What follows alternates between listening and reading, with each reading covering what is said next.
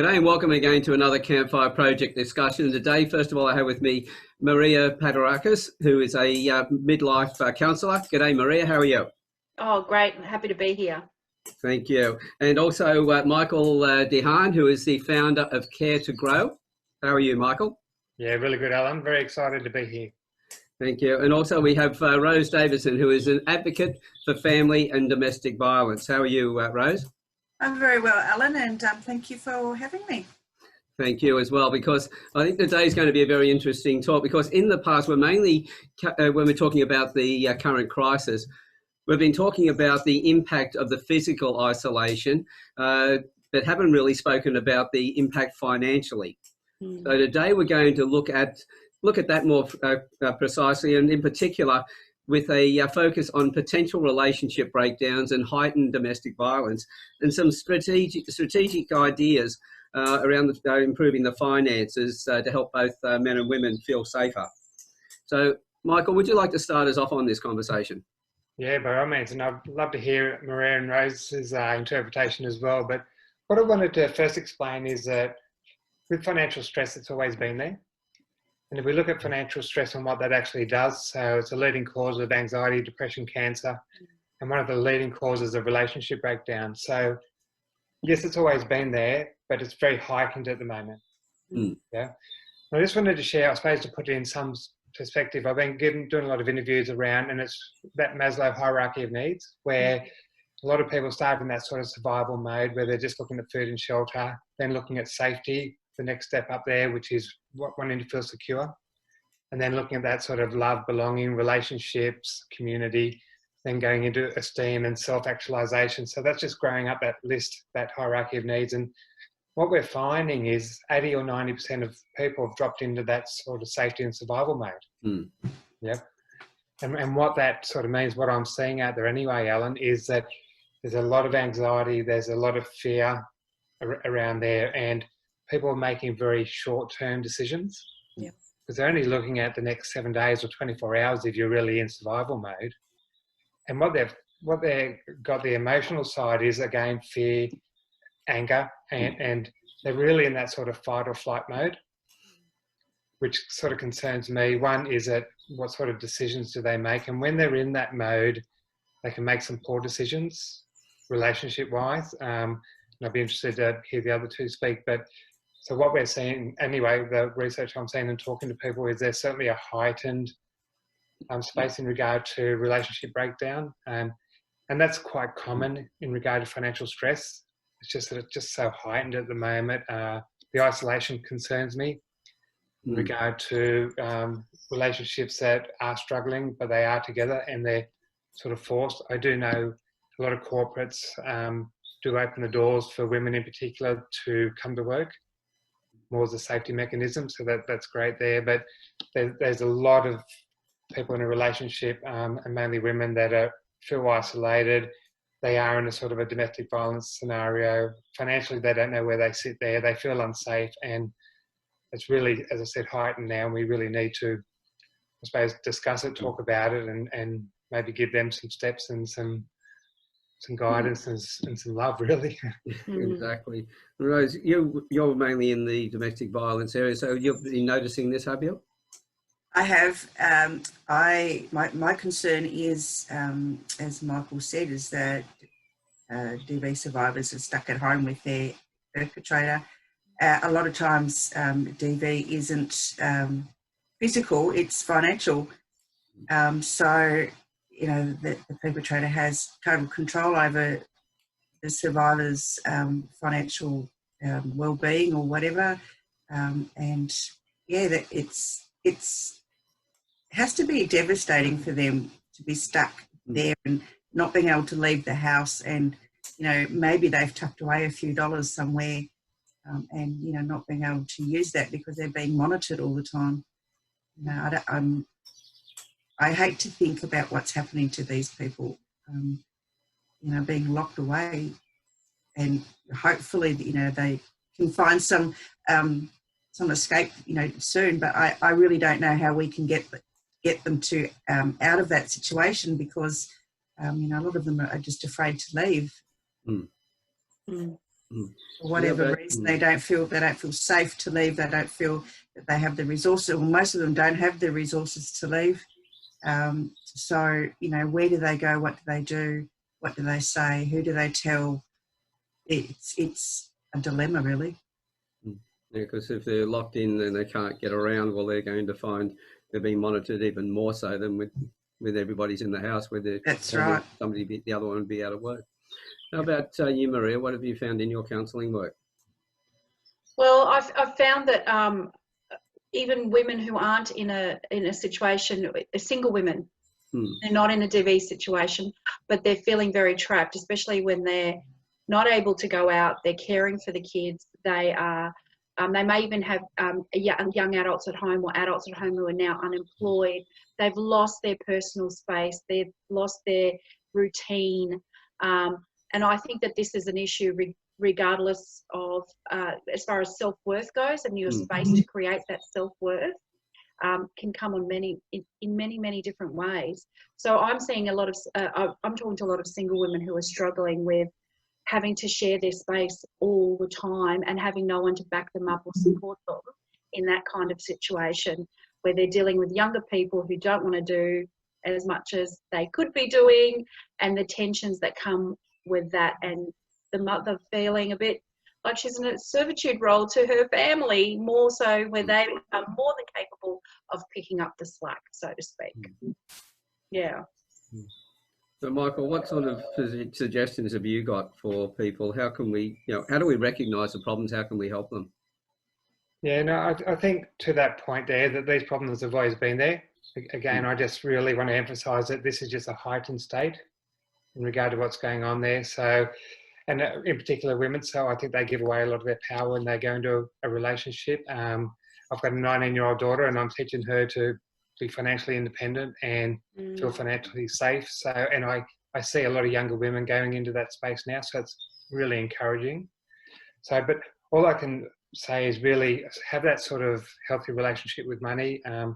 Again, I talk about money types, and I see a lot of women, and men for that matter, but more women have that sort of martyr mindset with money. So they're always giving, they're not always putting themselves first and caring about themselves first. So it's a time for reflection, and just to say that, you're worthy of having money, you're worthy of having the best life that you can, and money is a strong part of that. So there's learnings around that in regard to their mindset. I really want them to sort of build that safety net. What I am finding is that there's a lot of women that don't have a safety net, so they don't have emergency funds, and it's really working hard to actually say, well, where can we actually look at saving money and actually put that into a safety net, put that somewhere that you've got, that you can leave a relationship if you need be.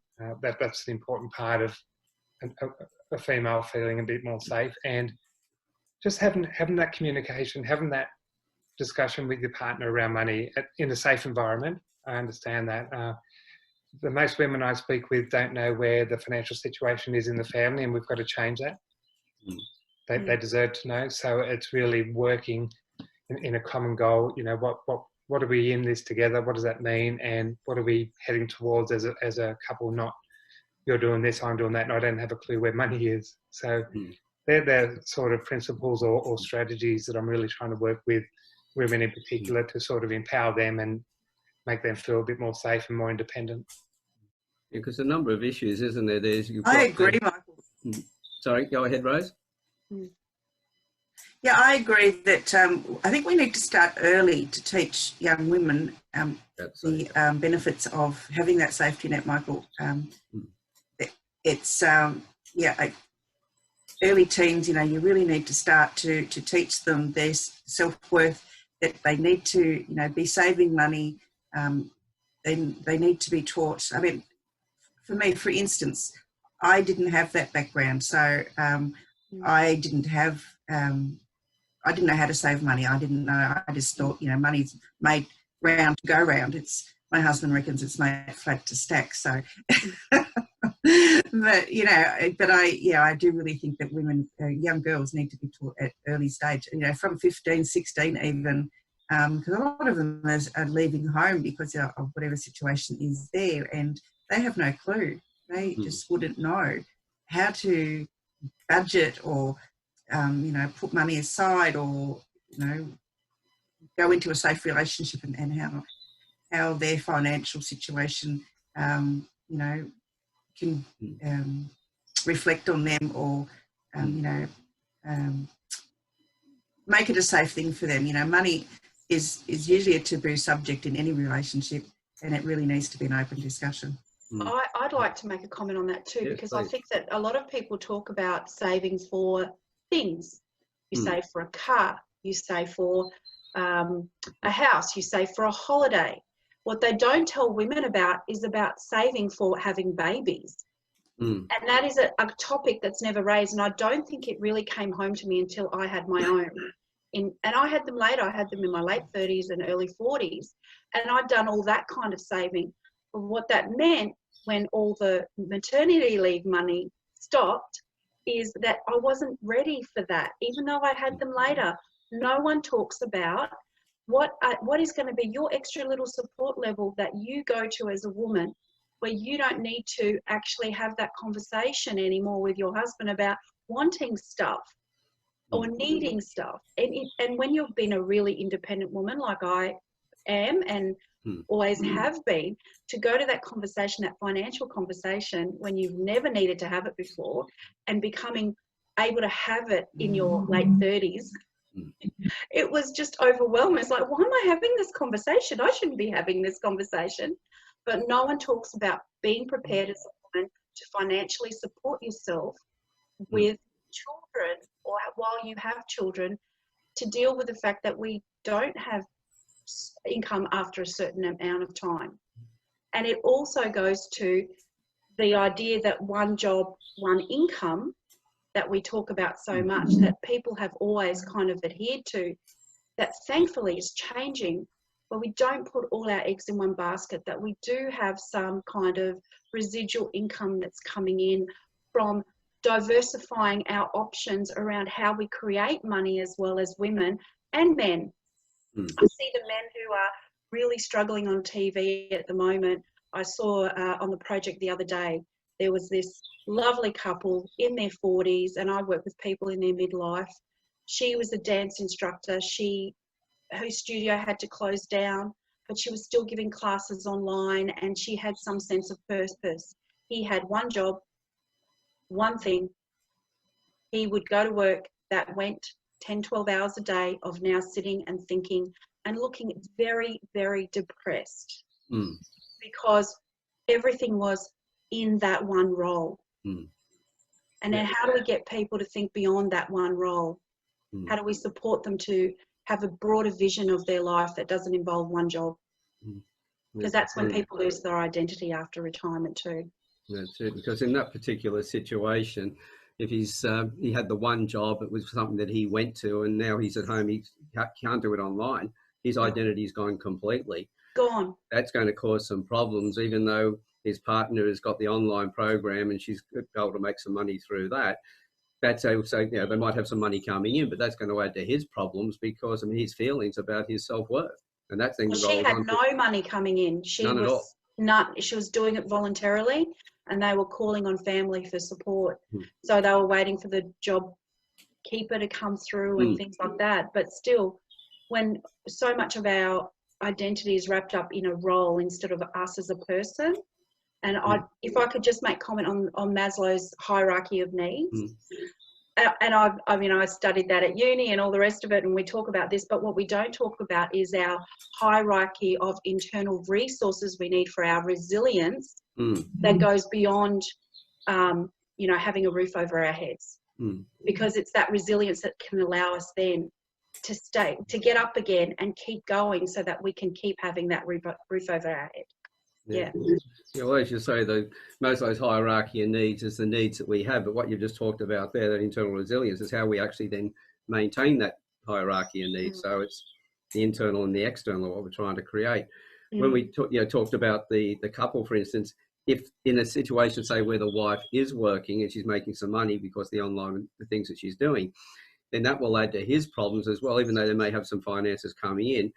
That a particular male then would have the issues of his self-worth being further damaged, because he's no longer the provider His wife is seen as the one who, it's a nurturer, the one who raises the family, and she's also now the provider, and that's going to add to his self-worth, which is going to cause ramifications of other problems that can come from that as well. Yeah. But when I look at education, someone that's not ever had a violent moment in their life, that violence may ensue. That they may start other behaviours that are unhealthy, and and because the self-worth of the male, he's lost his job. He may start to become violent because he's lashing out from anger and jealousy, I think, and depression. That's it. And violence is almost like can be a symptom of severe depression. So especially for men. So that is a real concern. There's so many different and I don't think there's any statistics at that at the moment. Connections. No. Yeah, as you're right there, Rose, there is very little out there. One of the stats that I think we're going to be a long time before we see it, and it's probably still not going to be accurate, is yes, we've got so many people losing their lives to coronavirus. We're pretty lucky in Australia. It's horrific overseas, and we hear about that. But I'm thinking about the number of 8 people a day take their life in Australia, 6 of those males. But with the coronavirus, how much has that gone up? How many more suicides are there going to be? Or how much is the depression going? We already know that pharmaceutical drugs have gone up by 35%. So a lot more people are suffering. A lot more, as you said, Rose, are coming out of where they were underneath that level and now getting pushed up through the level. And problems are coming out. But if it comes back to just looking at the finance to start with, education. Now we're talking about, we've been told all the way through. If I got any education about finance when I was growing up, it was about, as you said, Maria, buying cars, buying houses. It was about buying things. It was never about how to prepare for later life. It was not to prepare for situations that may come up. For women, it's, having the children. At the same time, that impacts a man as well. But there are also things around the man as well, redundancy and other things. How do we structure for that? So what sort of education do we need? And where does it need to start? Does it need to start in schools? And where would we go? What would you reckon, Michael, being in the finance field? I believe it should be part of the curriculum in schools, to be honest, starting from year 10 and upwards, really. And as my background and what I'm educating around is really the money mindset and limiting beliefs and behaviours around money. And I think if you start with a healthier relationship with money earlier on in life, it'll just make such a change to your life. The way you communicate, the way you actually deal with money, the decisions that you make, and people are watching you, your self-worth. And as I said, if you can actually sort of live a life there with financial freedom, that shows in other ways. So you're able to give to the community, you're able to give more love. So there's just so much to be said for people learning around money, learning the value of having a good relationship with money, and taking away a lot of the negative connotations with money, because at the end of the day, money is freedom. And money allows people to sort of have a good relationship and live their best life. So the earlier the better, Alan. Yeah. Unfortunately, the relationship with money can be a learned behaviour from parents or caregivers. So, how do we get around that, Michael? That's an interesting thing. And so the programming side, which is the subconscious, actually starts in the last trimester when you haven't even been born yet, up to 7. So, and a lot of it being subconscious, Rose, is that sitting down with a client and getting that sort of subconscious to an awareness. People don't know that they're living on autopilot, especially when it comes to money. So, as I said, what they've been programmed around money, and really for them to understand their money types. A lot of people I speak to, and I was one, they sort of got a victim innocent money type where they don't look at it, it's not there. They don't take responsibility for money, and that's a program. But when you start building an awareness and looking at their money story and who shaped that, and then they sort of get these light bulb moments, they go, that's me. I don't want to be like that. I want to change. Can you help me to change? And that's that transformation. Everyone can be reprogrammed. We can actually put in better programs for anyone to have a healthier mindset around money. First, you have to have that awareness, so everyone can be helped. Absolutely. And I think it starts early. But who goes into the schools to do this? who goes into the schools? No one at this age that I'm aware of. Yeah, but who will go into the schools if this were to be part of the curriculum? Who would go into the schools to teach this? That's the issue. You know, we don't. What teachers or mentors or counsellors are there to go in and give this lesson on money mindset and self-worth around money? There's nobody at the moment. You're right. So we need to get teachers to teach the teachers. I actually don't think it needs to be teachers, and I think it needs to start earlier than that. We know the difference between success and people who achieve in life is mindset and those who don't. Part of it is mental health, but a huge part for the everyday person who's on that hamster wheel, who's just had their hamster wheel smashed into smithereens, it is mindset that makes the difference.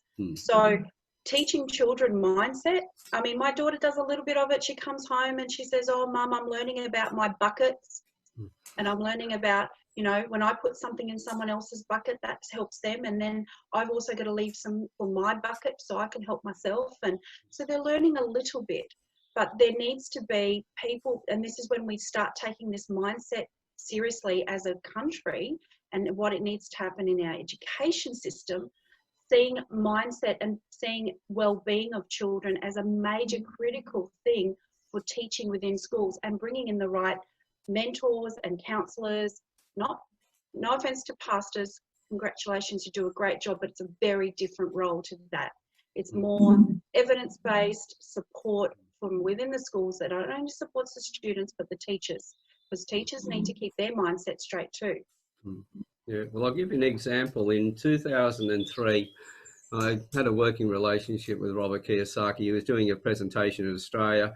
I was looking at helping kids to think outside the squares, and one way to do it was using his cash flow games finance. And I'd organised for schools from Sydney, Newcastle, the Central Coast, to go to his seminar in Sydney. And we got about 650 kids plus their school teachers. But a couple of schools I went into and I gave a presentation at their assemblies. And I remembered one of the schools that was year 11 and 12 students. We're out in the foyer. I'm up on the podium giving a talk. And as I talked about, because everyone had been looking at the little sports car I drove up in earlier on. And I asked them about their mobile phones, who had a mobile phone. And I said, well, how much money do you make with your mobile phone? And they're all going, what? This costs us money, or costs mum and dad money. And what about your car? I said, everyone's been looking at the car out there when I first drove up. Who's got a car? Hands are going up. And I go, and how much money does your car make for you? And they went, doesn't make any money for us. And I said, well, I use my phone for business as a tax deduction. It also makes my clients connect with me and everything else. And I then asked them about, I talked about the car being the same thing. It's part of my business and the business pays for that. And I said, well, what about your credit cards? And as soon as I mentioned credit cards, there wasn't one school teacher who was standing up who didn't just get their head down like that into the shame position. They just straight away. And as soon as I started talking about, and I just realized at that point, none of the teachers knew either. They weren't being taught. So it means a major change into their training to actually bring that side of it in so they can then teach the kids on that. But as you said, Maria, it comes back to the mindset as well. It's not just teaching finance, it's teaching the mindset around finance. Yeah. And around life in general, a mindset about life, because that's the difference between creating resilient children that then become resilient adults that then can future-proof their life around their emotions and their mindset. And when you've done that, you can deal with these massive crises that come up so much better, because you've got the internal resources, you'll have a vision for your life and what you want to contribute and how you want to be in the world. And then you can always have a path to follow, instead of this one job is going to get me to my retirement, and then when it doesn't, everything just goes. Well, we knew that got changed very quickly, because when I was a kid, it was, get one job, train in it, build your superannuation up, retire, and that was it. And then I think with years later, with Gen X and everything, it was a case of you'll probably have about 8 careers.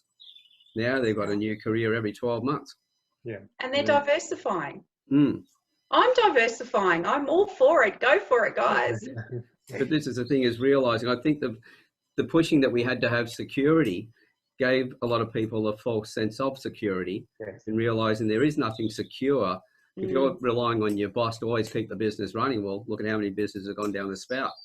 It wasn't Warren Buffett who just recently lost so many $1 billion in these deals when he shut some of his flights down, his planes.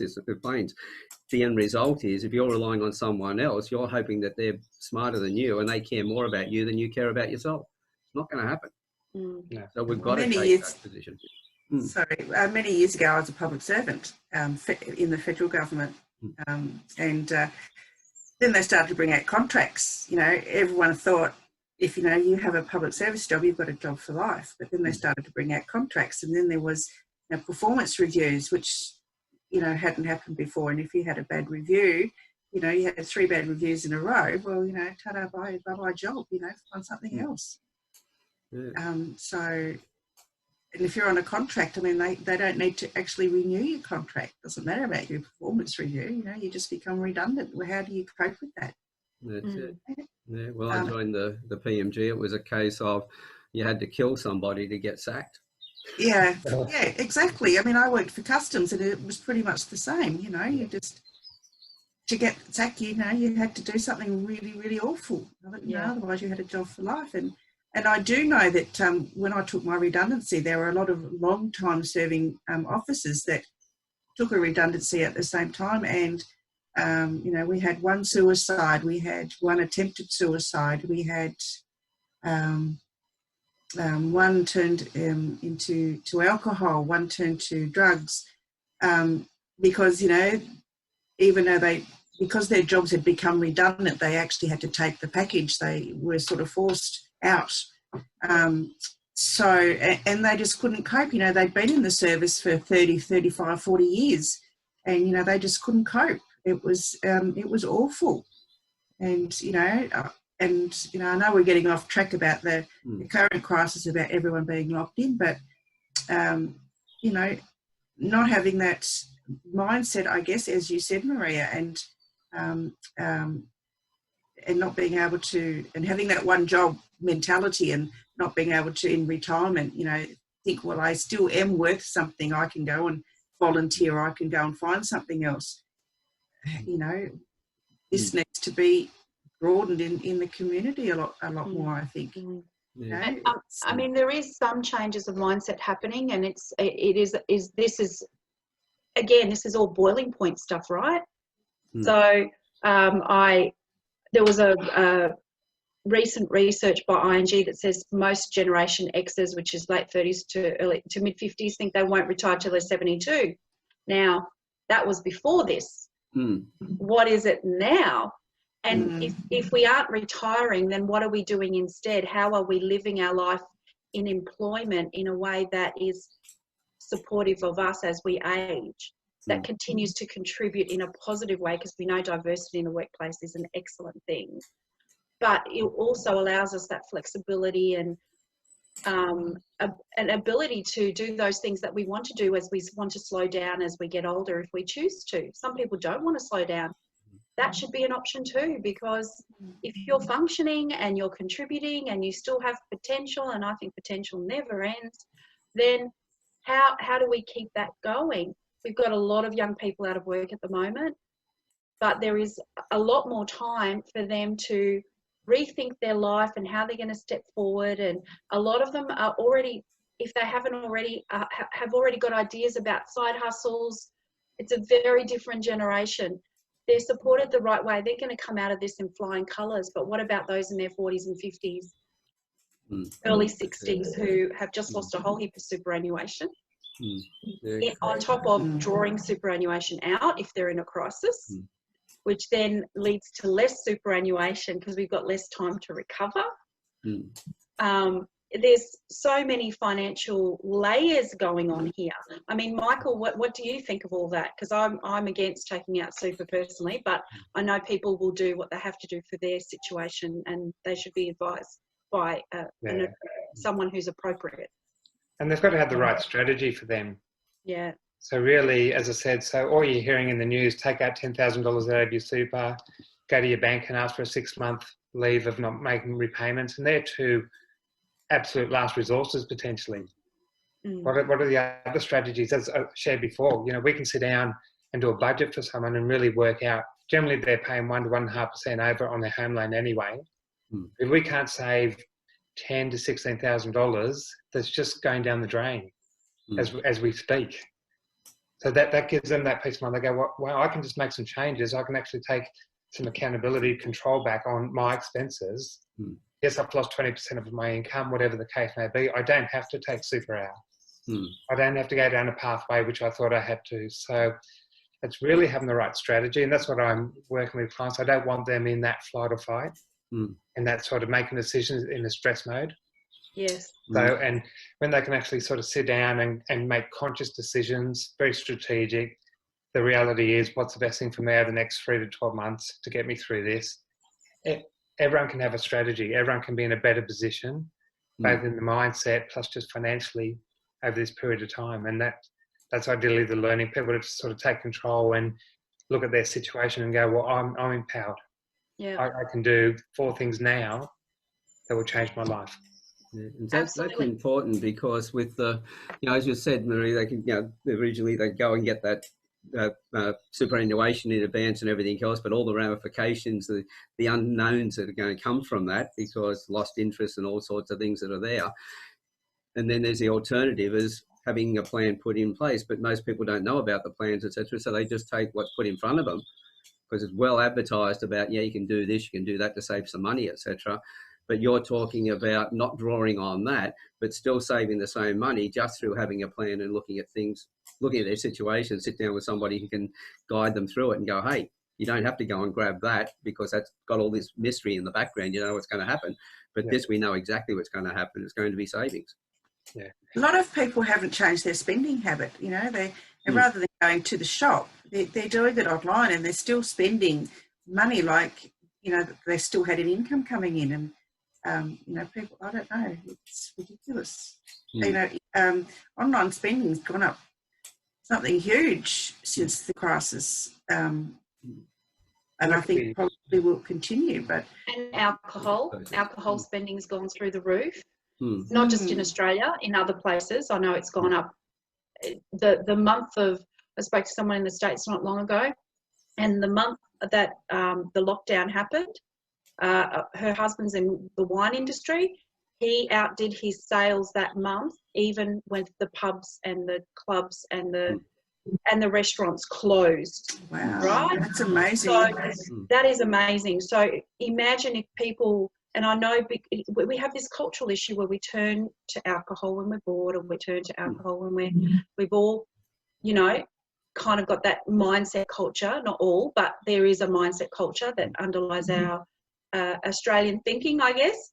Imagine if they decided to spend $50 a month on personal development instead, right? And what that could do for the future of this country. I just, like, for me, that's what's important to me. And I think it's about supporting people to say there is other options and there is other ways to do things, and getting that information out there. And that's why conversations like this are so important. Yeah. So I wasn't surprised that, first of all, spending on alcohol or online shopping went up because, alcohol is comforting for some people. It's an escape. Going and shopping a lot online, a lot of that is also comfort shopping. I worked with a client many years ago, and she'd said to me every time she gets stressed, I said, what do you do when things really mount up? She said, I go to the shop and I buy a new dress. And I go, does that fix the problem? She said, no, but I feel better. I said, so when that problem rises up again, what do you do? She said, I go back and buy the matching shoes or handbag. I went, okay, I understand. I then started to understand that people will use the shopping as a way of feeling that they do have some money, even though they're getting rid of their money in the process, but there's a comfort with it.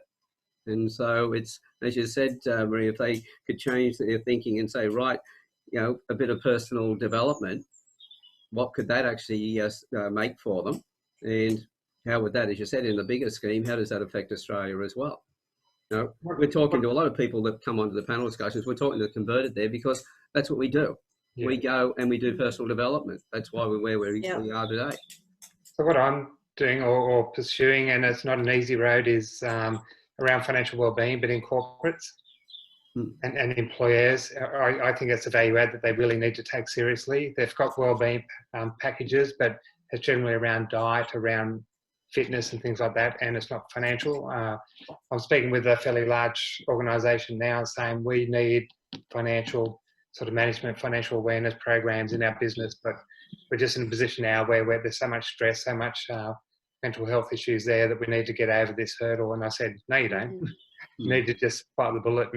But I believe that if you get at corporates or bigger businesses that are providing a financial wellbeing program for their employees, you can capture a lot of people quickly, and as I said, change the mindset, get them making better financial decisions from a better space, from a real conscious space.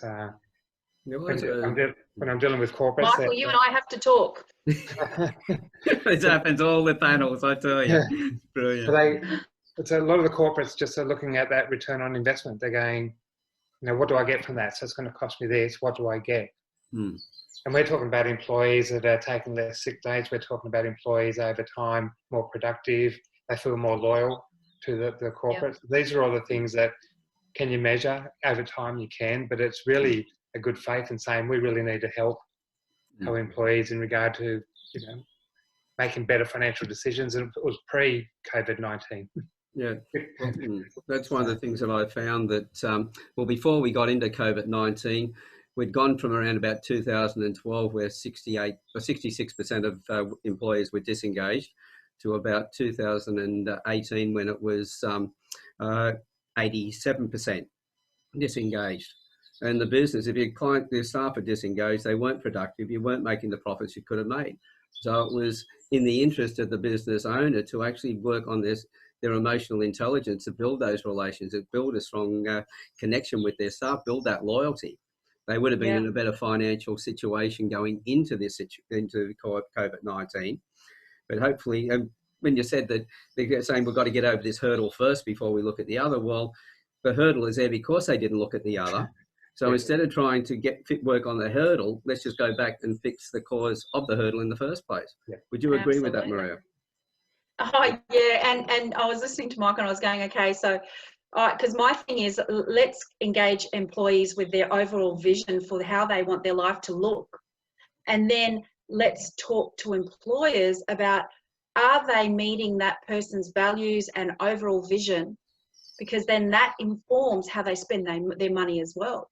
So that mindset is so linked to how they want to live their life, the outcome that they want for their longevity. And we have to talk about longevity because we're all living longer. And, if you're 47 like I am today, you've got a very good chance of living another 47 years, if not longer. So we are literally, it's the first time midlife is actually midlife, because normally you'd live to 65, 70, and now you've got, way more than that. So how do we engage hope for me then. What's that? There's hope for me then. There's hope for me then. Yeah, I'm so excited. I've got at least 47 more years to create stuff in my life, at least. That means I'll live to 120. Oh, my goodness. I know, I'm up for that. I don't mind 120. With all those years, I'm just wondering how much havoc I can wreak. I love the idea of it. It's brilliant. It's I just had a thought there and I just lost it. But sorry, we laughed.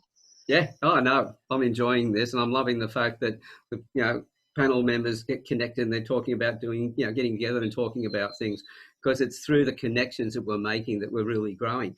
Oh yeah, when it comes to some of the businesses, say, well, they don't really want to work with their clients, their staff to that level, because their staff might determine when they get looking at what they really want out of their life, they might leave them. And they go, great, isn't that fantastic?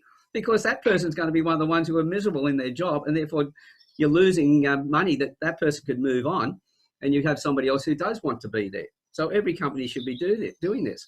And there's a flip side to that too as well, because if someone outgrows that business, for example, and they've done so well in that role that they need to go, they're going to always spruik that business they've just left. That's it. Because you know what, they care about you, and you know what, you should try and get a job there. They don't think of that side of things too. Yeah.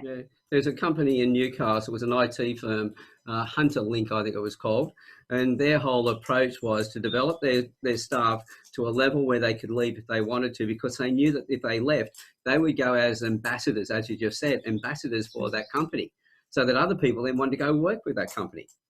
Yeah. And therefore they would get new staff coming through, new ideas, and they knew that from the new staff they brought in, from their ideas, they could actually grow and expand with new things that they hadn't thought about before with the set group of people they had and with their own mindsets. And I think it's fair to say with businesses and corporates, they had their values, they had their culture, and I don't think they took it serious, to be honest. They were just words, and now it is serious. Yeah. Now they've got to live and breathe it. We've always said that they should be doing that, but now we're going to judge them on that as employees, as a part of their community, whether it's joint ventures, whatever.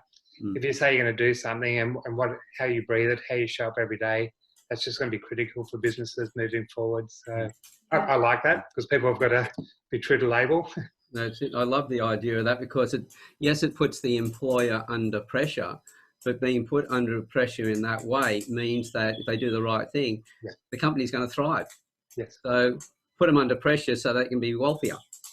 And I think that's brilliant. All you got to do is realise, okay, we don't want the pressure. Well, yes, you do want the pressure, because if you get that pressure, your people are more effective. They love what they're doing. Your company's going to make more money because the clients are going to love them as well. Yeah. Yeah. There's another aspect of, oh, sorry, Rose, you go first. No, that's all right. You go. There's another aspect of COVID that is not really being talked about, and that's that people have needed to work from home. Now, if you've come from a workplace where you were bullied, that's probably been a really nice relief for you. Really? Right? And now you're going to go back to work eventually in the next coming months, back into that environment where you're not supported, you're bullied, and you really struggle. And I'm thinking about those people who are probably really scared about going back to work because they've had that break from feeling so unsafe.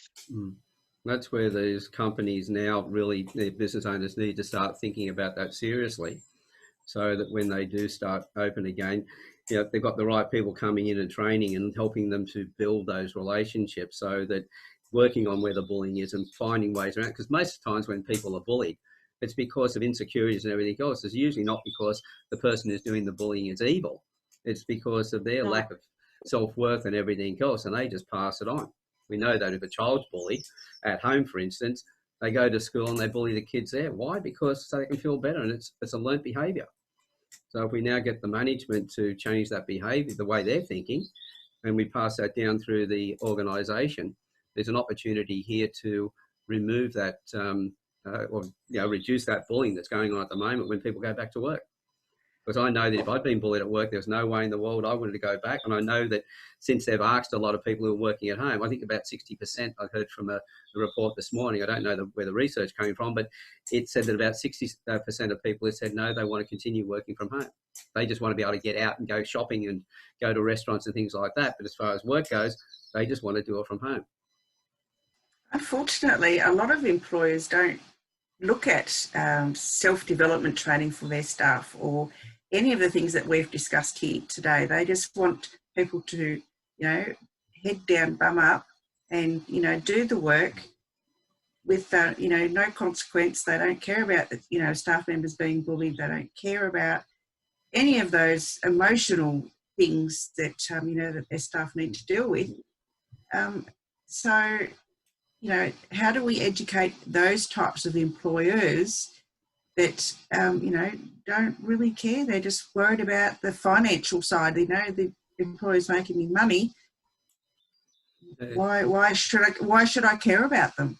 Well, goes to the old days, to the workhouses. That's still a mentality that a lot of employers still have, and they just don't care. It's a matter of they don't care. It's a matter of shifting their care, because at the moment they do care about the money they're making. If you can show them that they're losing money, because personal development of their people is business growth. It expands and grows the business. If you can show them the financial thing and show them where they're losing money with their present attitude, and if they're really focused on their money, I think they'll start to shift their attitude and, well, okay, I don't really believe in this stuff, but if it gives me more money in the bank, I'll do it. Good point.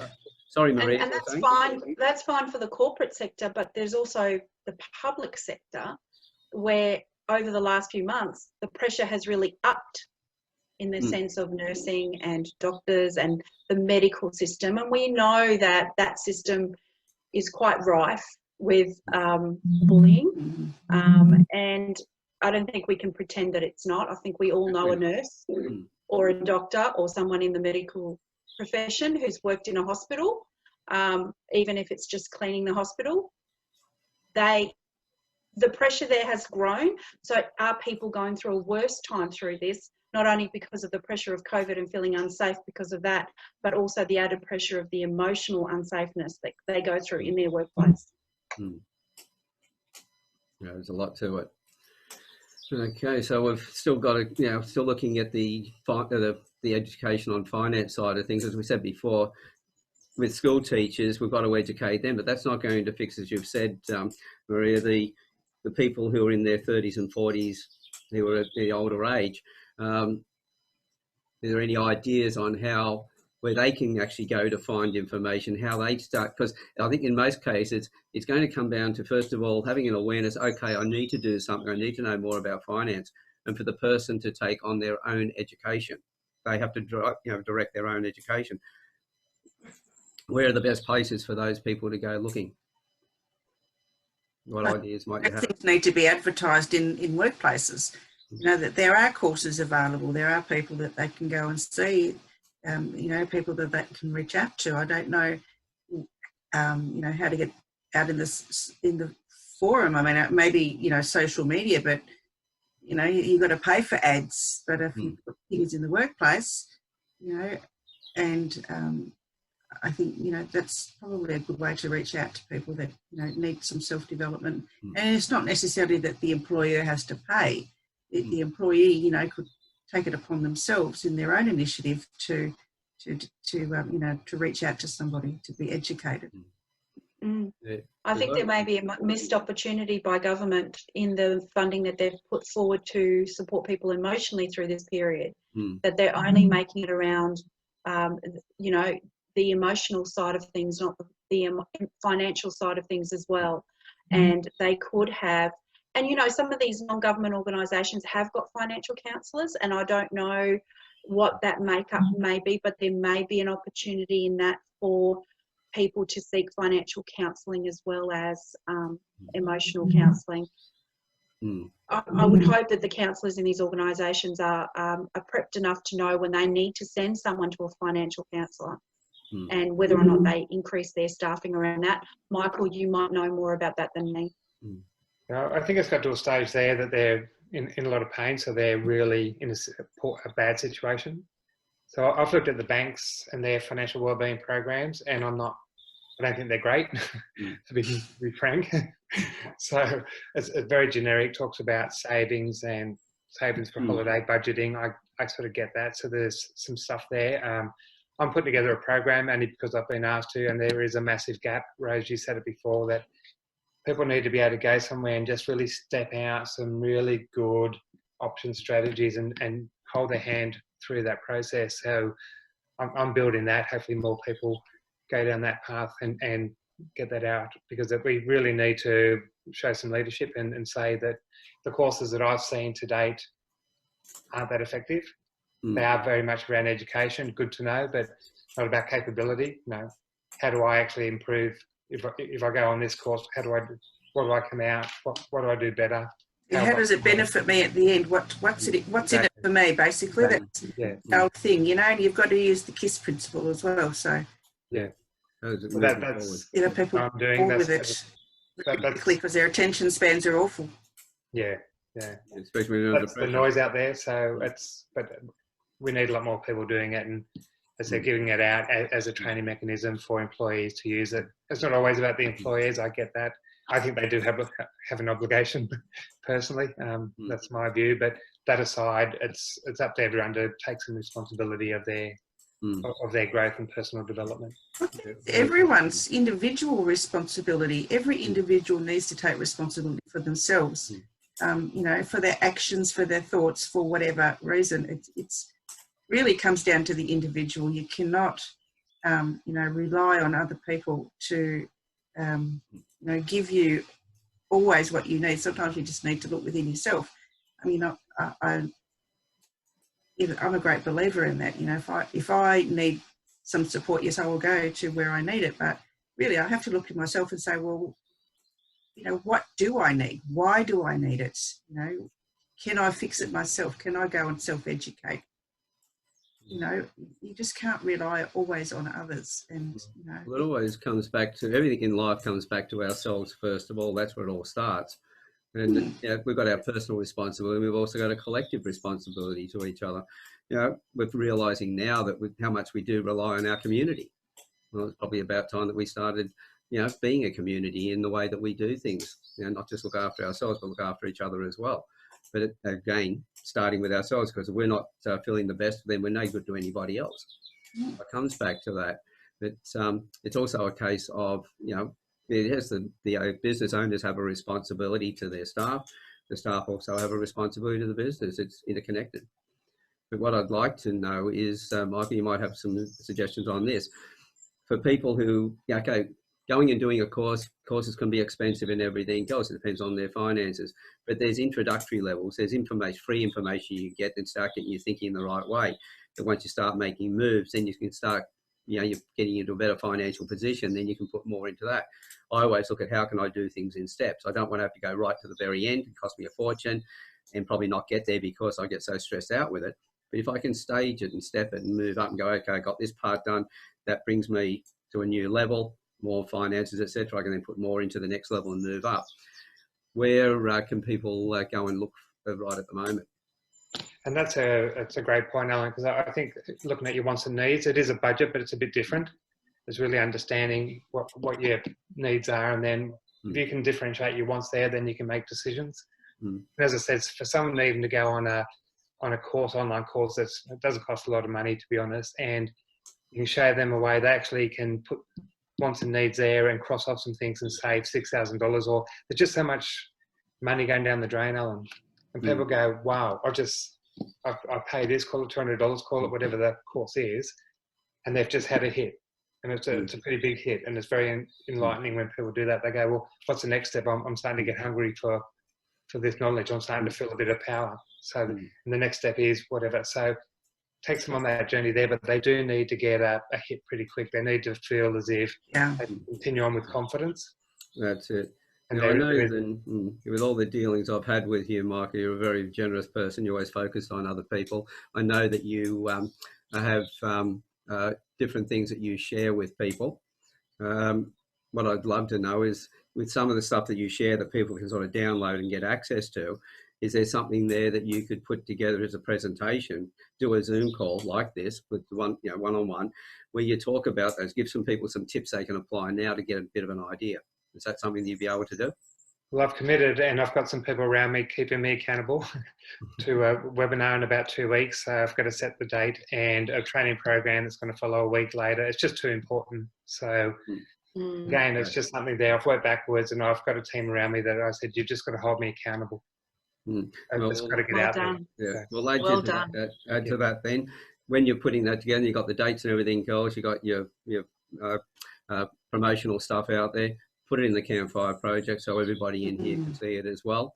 Some of the other camp members in here, we've done some other education programs as well. So we do a one-on-one call where they've been actually sharing some of their information, giving some guidance. So if that's something you'd like to do in here as well, I'd love to do that with you as well. Thank you. So, because that's the other thing too, is, and people have had a chance to listen here today to all of you speak. I know that, from the domestic violence side of things and finding out the best way to get help, talk to Rose.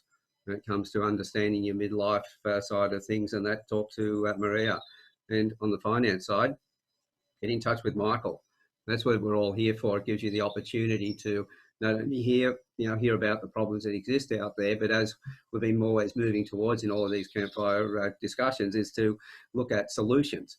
Not just talk about a problem, but actually go, well, here's something you can actually do. This is a way of moving forward. And here's three great people on the screen right in front of you who can help you with doing just that. So I'd like to thank you, Rose, Michael, and Maria for being here today. I really appreciate it. Pleasure. Loved the conversation. I'm really pleased to hear, Maria, you said to Michael that you two need to talk. I love it. This is what the Campfire is all about. And so thanks again, guys. I really appreciate it. And to everybody else out there who's been listening in, I hope you got a lot out of it. And as I said, get in touch with these people and ask your questions, move yourself forward. Take a bit of personal responsibility, as Rosa said, and get the advice from these three professionals. Thank you very much, and we'll see you on the next chat. Bye for now. Yeah.